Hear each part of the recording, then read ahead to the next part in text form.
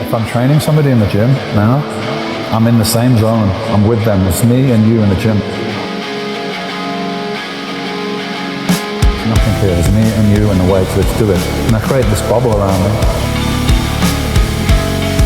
People can walk in the gym that know me and they can't even catch my eye. I don't even know they're there until afterwards they're like, hey man. So I create a bubble.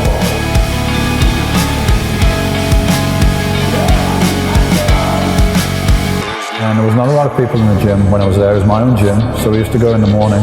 I'd be totally focused before I got there, tunnel vision. I've already visualized what I'm going to do, which exercise, which order, which clothes I'm going to wear, visualize myself on the bench lifting it, look at my training journal.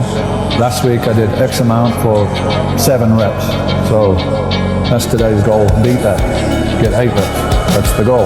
So I got a goal very firm in my mind when I'm going there, which is important.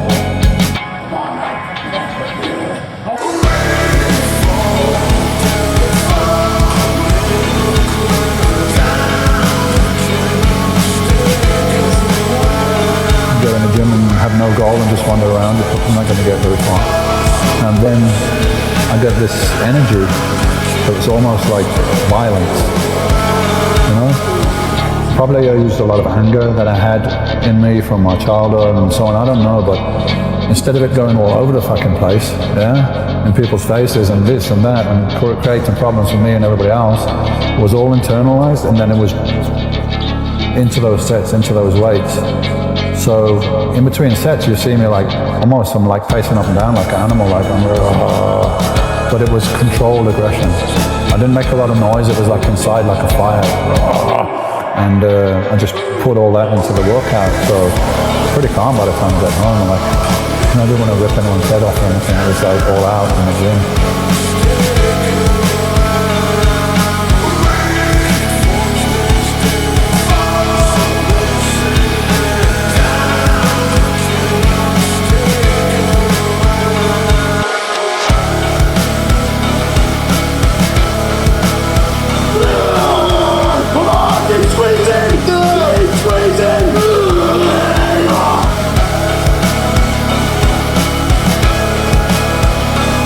The anger thing was not something, it's something I'm probably more conscious of now than I was then. I just called it focus and energy, but I was using probably some negative emotions, but not negative for me. They could have been, but I was getting them out. So now they're not negative anymore, they're becoming, it's like an alchemy. You're changing that negative things, the traumas, the things you're not happy with, which most of the time they're very deep anyway. They're deep and they're not on the surface that you can recognize them. They're deep down and you're like pulling it out. So yeah, before I drove to the gym, I used to sit down in a quiet space in my house and go through my journals, see what I've done, what's the goals.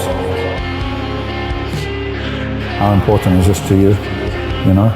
Is it more important than the temporary discomfort or fear you might have of getting under this weight or whatever?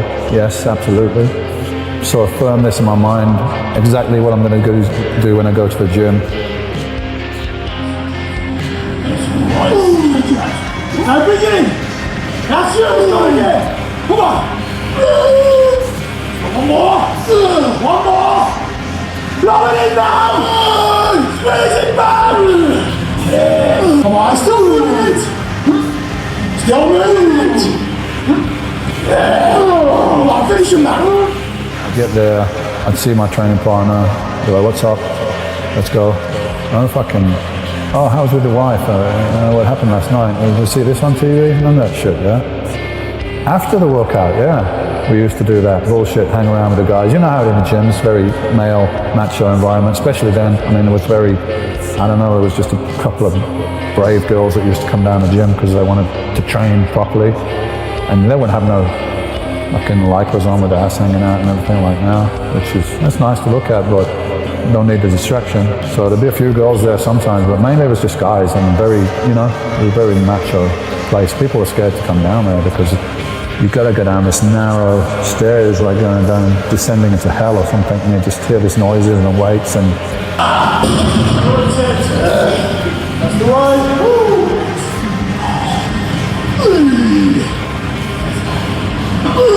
What's the one this time? That's it! Yes. 2021. That's it. Let's go. 14 nights. That's you. Let's go again. Let's go again. One more. A lot of people wouldn't even go there. They're like, no, I can't go there. No. I mean, it was a bit of an illusion because once you got there, it'd be all right, but it was a pretty scary place and not very friendly because I didn't give a shit about the gym making money. Making money doing Mr. Olympia, and this is my place where I train. If you want to come and train here and pay your fees, you're very welcome to, but don't expect a reception committee or nothing like that. You might get a grunt from the guy behind the counter like, oh.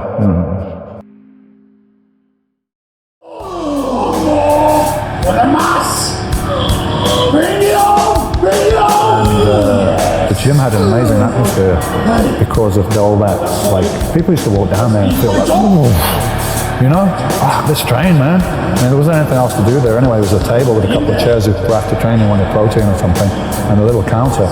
The rest was just in a changing room with a shower that worked sometimes and a toilet with no seat on, and we had actually mushrooms growing out of the wall and everything, but it was great. We loved it like that. We didn't want this nice place to go to. It's about work, it's about sweat. It's not nice, you know, it's not shiny, it's not cosmetic.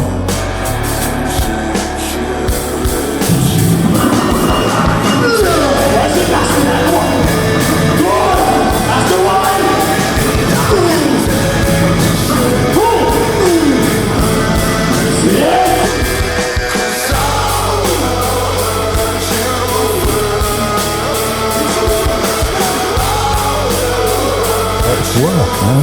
You know, I came from a working class background. I worked in a slaughterhouse. I worked on construction things. I mean, you get dirty, it's work, you know? So we're used to that stuff.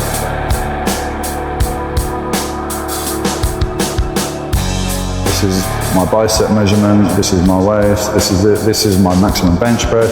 And then I have all these next month. My goal is 10 pounds increase on the bench press. Doesn't sound much, yeah, but if I did it every month, 12 months, it'd be 120 pounds, it'd be massive.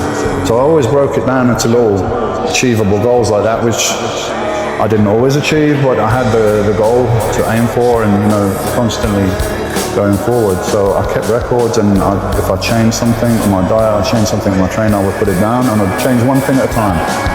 And let's see for a month what effect this has, positive or negative. And then whatever it was, if it was positive, I'd keep it. If it was negative, I wouldn't agonize about the whys. And even, you know, if I read somewhere Arnold Schwarzenegger said this exercise is the greatest thing, but I'm doing it's not working, I'll just simply eliminate it and move on. I wouldn't wonder why, and it's not waste energy on that, you know.